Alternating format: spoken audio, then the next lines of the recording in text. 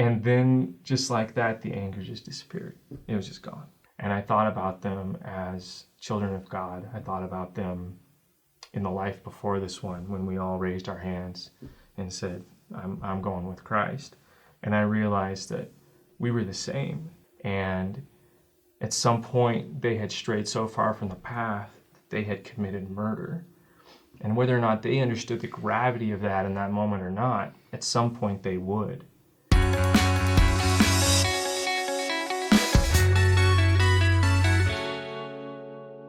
Hey guys, welcome back to Saints Unscripted. We are really lucky today. We have Brock Heasley with us, in from California, right? Yeah, California. We're lucky to have him on set. Now, Brock, you have your finger in quite a few pies.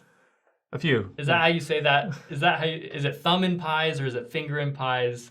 You've got your whole fist in pies out there. You are an author. Mm-hmm. You're a filmmaker. And I will say, I recently discovered your comic, or comic. Oh no, did you? Your graphic novel, is that what it is? Yeah. The, what's that called? Oh gosh. The Super Fogies. The Super Fogies. Yes. There's a special place that I immediately reserved in my heart for the Super Fogies, because it's awesome. But we're not going to talk about Super Fogies today. We're going to talk about some of the other stuff you've been working on. You recently came out with a book. Yes. The Other Side of Fear. Mm-hmm. You are, you produced a short film. Short film that's on VidAngel right now. Mm-hmm. That's correct. The Shift. Yes. And today, I guess we want to talk about your life, your experiences.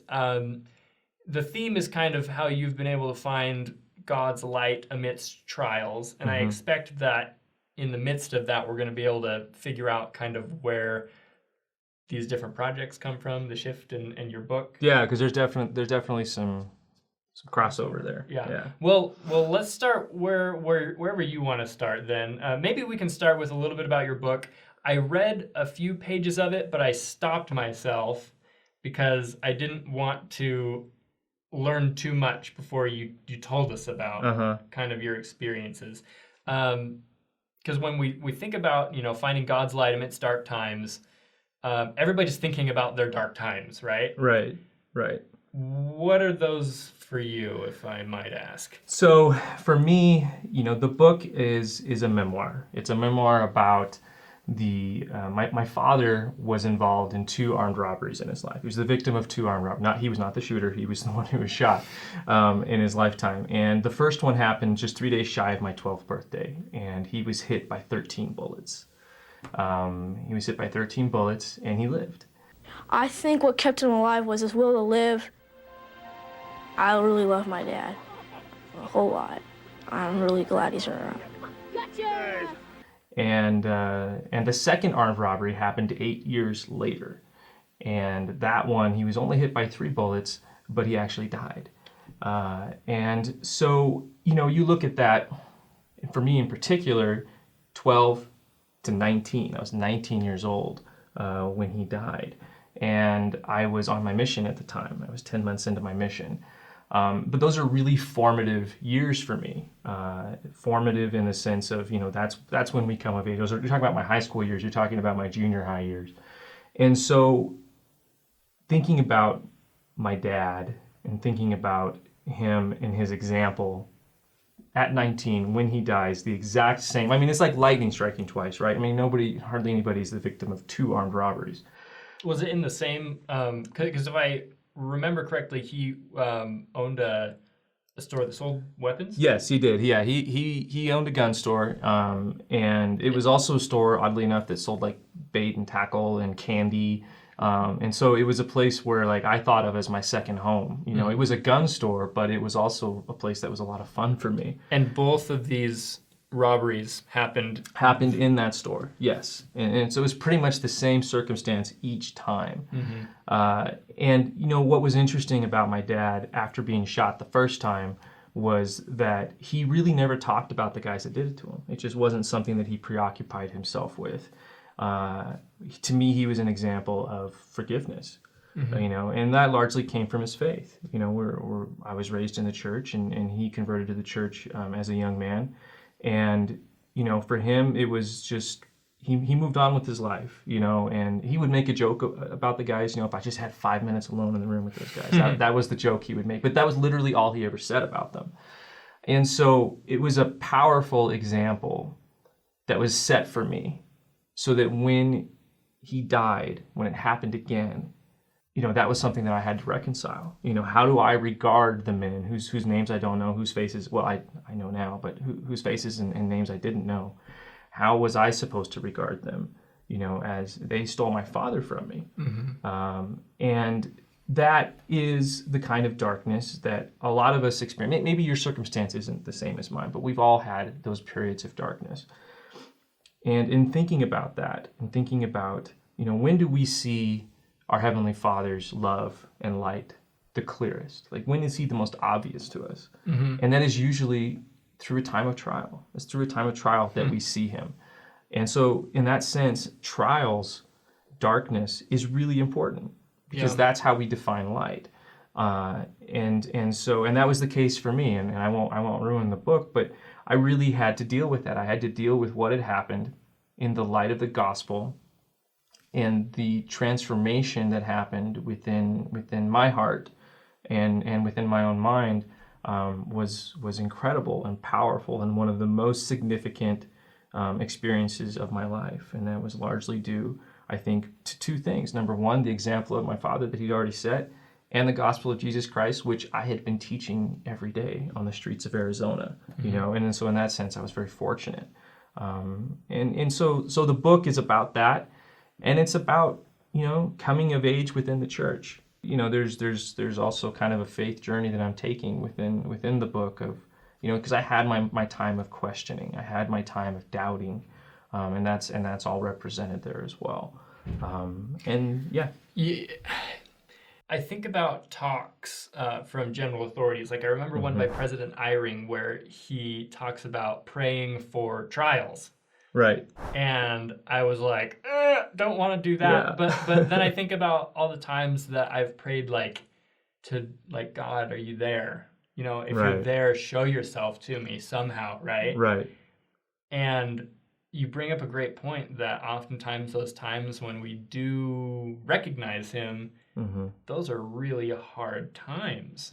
And so it almost makes me not want to ask for those kind of blessings anymore, just because those times are scary and they're trying. So true. And I can't fathom what kind of process that must have been for you to go through that situation and reach a place of forgiveness. Especially when you parallel that with, just the things that normal people can't forgive, Right. Like just little things that, Susie Lou in elementary school did this to me and I'm never going to forgive her. Right. Or even more severe things like that. But you can't get much worse than what you went through, I feel like. But you got to the place where you needed to be. I did. And you're right. Sometimes I think that the small things in life are actually the hardest things to forgive. And sometimes, maybe it's just my experience, but for me, the forgiveness, when my father died and I found out, there was a moment of retreat from everything. I was in an apartment with 3 other elders, and they saw me. They're all watching me in the corner of the room, seeing me get this news. And I was destroyed. And I got up and I walked into the bedroom where my companion and I stayed, and I went into the closet. I went to the closet. It's not like you have a big closet when you're a missionary, but I went to the closet and I took off my tie because I don't know. I just wanted to do something, and taking off my tie seemed like the thing to do. And I looked down at the floor and I squared up my feet with the closet, just in an attempt to, I think it was a small thing, but it was like I needed to control something. And so I got my feet perpendicular to the closet. It was just really important to me in that moment. And I just stood there. And if you had seen me, it would have been a very simple thing. It was just a guy looking down at his feet. But in my mind, there was so much more going on, and I was thinking about the loss of my father. I was thinking about my future and how many, my kids and my wife and all the experiences I was about to have that he wasn't going to be a part of, like anybody does when somebody dies. And then I started thinking about the guys that killed him. And I thought, man, did they know him at all? Was he somebody that maybe they saw, they came in as a customer one day and they thought that guy's a ripe target? Or did they not know him at all? And it was just it was impersonal. It was business for them. They wanted the guns, and so they killed the guy that was in the way of that. And I felt this surge of anger. It was just this well of anger immediately, and I just balled my hand up into a fist, and I hit the frame of the closet, and I just, because I'm a missionary, I didn't cuss, even in that moment, and I just said under my breath, those jerks. And then, just like that, the anger just disappeared. It was just gone. Really? It was gone. And I started to think about those men in a different way. And I thought about them as children of God. I thought about them in the life before this one, when we all raised our hands and said, I'm going with Christ. And I realized that we were the same. We both had the same goal. We came to this earth with the exact same goal. And at some point, they had strayed so far from the path that they had committed murder. And whether or not they understood the gravity of that in that moment or not, at some point they would. And that would be a very, very bitter day. And I realized that the tragedy that had occurred that night, the greater tragedy, was not my father dying. It was what these men had done to themselves by committing such a heinous act.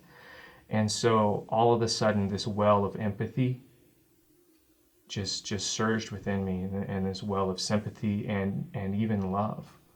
And I felt so bad for them, for what they had done, and that they would one day have to deal with that, whether in this life or the next. There would be a reckoning, and there would be an understanding of the gravity of what they had done. And that just seemed like a far, far sadder thing to me.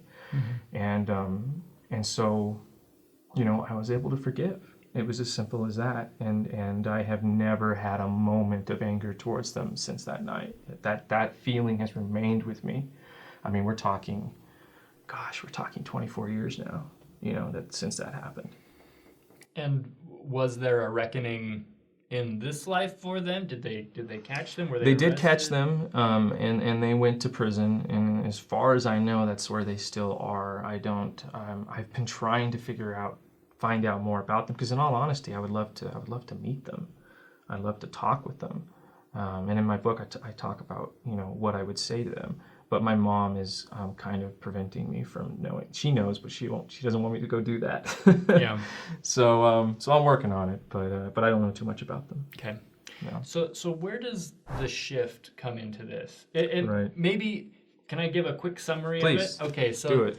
the shift, I kind of have a special place in my heart for the shift too. When I was in college, I did a speech that was kind of a C.S. Lewis screw tapey letter type thing. It was General Conference in Hell. Oh, cool. And I was Satan, and I was, talking to my audience. But anyways, but the shift is a man gets in a car accident, and he meets Satan. Satan's actually the guy that kind of patches him up. Yeah. Puts Band-Aids on him. That was one thing that I really thought was just so interesting, was like, because Satan's, portrayed so often as this, red demon with horns and a tail, but right. like you portray him as a kind of a sleek character in a suit, and that's initially helping him. Yeah. He bandages him up and he helps him up, but then as things progress, he starts to realize who it is. And in summary, the shift explores a relationship between a normal guy and Satan. And you learn about, what Satan's all about and kind of what he tries to do to us. But where does that come into play in your life, I guess? Yeah, so for me, there's a direct connection between the story that I'm telling in the book, The Other Side of Fear, and the shift, because they're both, for me, about God's love shining in the midst of darkness. There's not a whole lot of darker events that we can imagine than actually meeting Satan. Like, that would be we would all freak out. And so that happens to this main character's name is Kevin. That happens to Kevin, and he has to deal with that. And he has to figure out what to do. And one of my big reasons for making the shift in the first place was because we have all seen many, many stories of man versus the devil, right? There's been a George Burns movie. There's been a Keanu Reeves movie. You know, Supernatural TV show. Supernatural TV show. Yeah, it's a common thing, right? But the thing that I had never seen in any of those stories was a person, a character, dealing with the devil in the way that I would as a Christian. That's the difference. That's the difference. And that's what I wanted to put on film. And so that's what happens at the end of the shift, is that Kevin does what I would do in that situation, or what makes the most sense for me to do because I'm a Christian. And then of course there's the results of that, which I won't spoil. You can it's only 20 minutes long. It's pretty easy to check out. But that is the point of it, is how do we as Christians deal with darkness in our lives? I've done that in my own personal life. Kevin does that in the shift.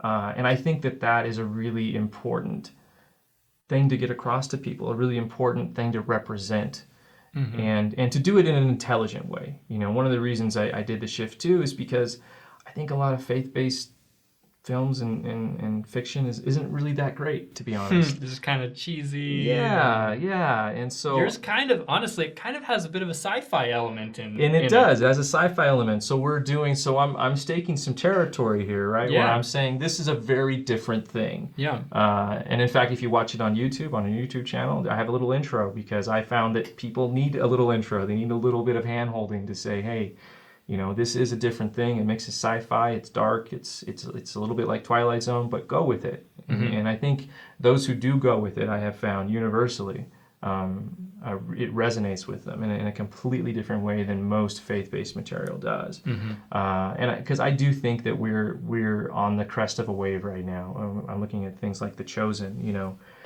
it's such an incredible show, and I think it represents a real leveling up with what faith-based cinema can do. And I'm hoping that the shift can be a part of that conversation. Yeah.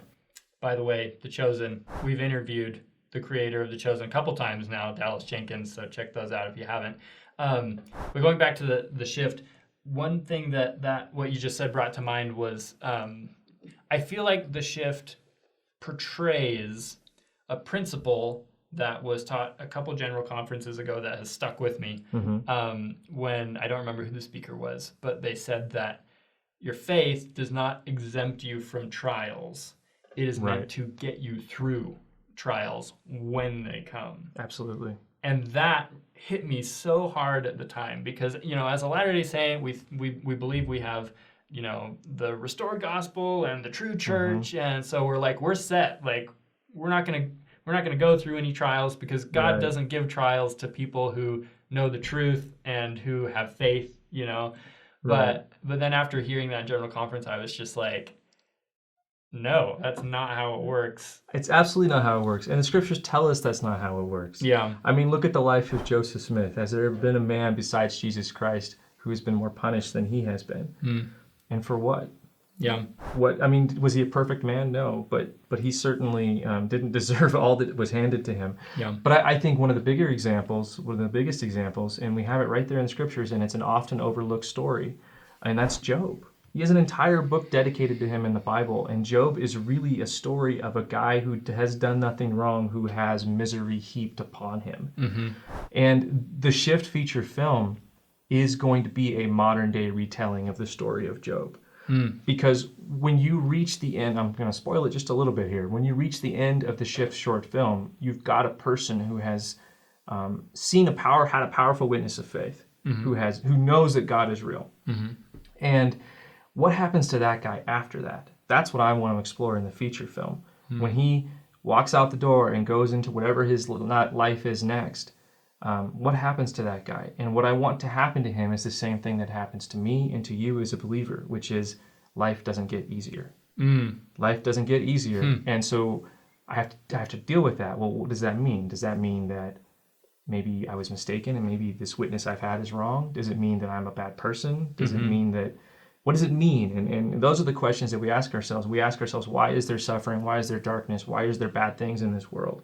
when I'm trying to do right. And that's what the feature film is really going to deal with, that we're turning the short into a feature film, and I specifically want to tell the story of Job because I don't think it's a story that's told a whole lot. I agree. That's fascinating. And I mean, I guess in the shift, not to spoil anything, but at some point, Satan does give Kevin a promise, and he says, Absolutely. I'm not going anywhere. I'm still going to be around, and that's it is a bit of a cliffhanger, you know? Yeah. What happens next? Right. Well, I hope we get to see that sometime soon. That isn't made yet, correct? The No, feature film. we are getting funding together now, and it's looking really good. Dallas Jenkins, the creator of The Chosen, has signed on as an executive producer. He believes in the shift, believes in me as a filmmaker and a storyteller.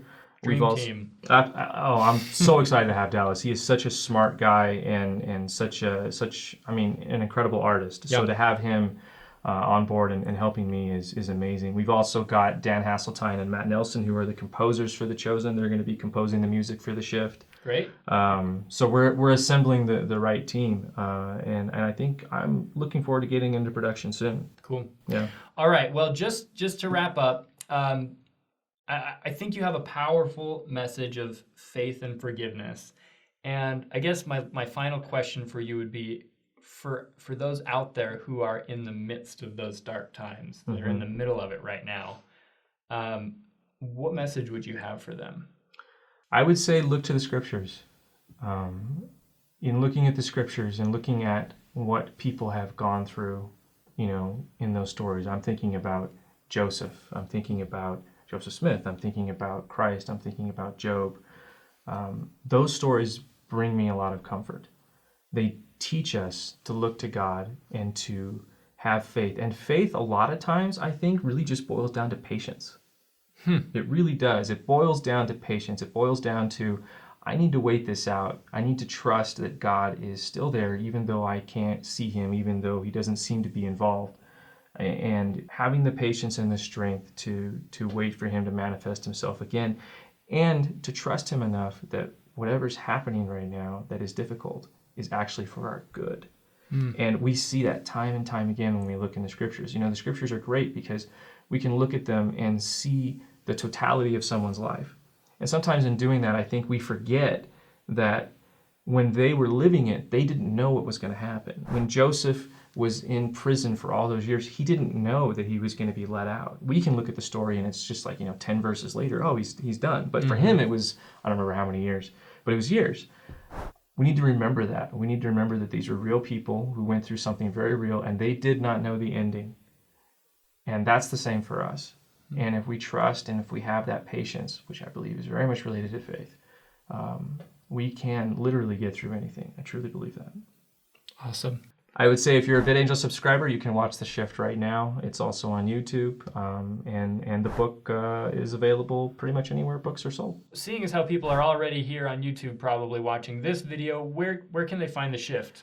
So we have our on own YouTube channel, Okay. The Shift Film. A search should pop it up. I don't know that there's a specific URL that gets you there. I don't know enough about. You probably know more about YouTube than I do. Yeah, we can probably put a URL in the description of this video. You can just click on that and check it out. There you go, It's perfect. About 20 minutes long. Yeah, it's a 20-minute long. And it's entertaining. It's so fascinating. But anyway, we've talked about that already. Brock Heasley, thank you so much for joining us today. It's been a pleasure. I've learned a lot from you. You're the best. Yeah, well, that's not true, but thank I don't know you. what else to say. But thank you. All right. Well, guys, thank you for joining us. If you have questions for Brock, can they leave some questions for you in the comments section? For sure. I'll be watching and I'll answer anything that comes across. Okay, sounds great. We'll see you guys next time. Thanks for joining us. Thank you.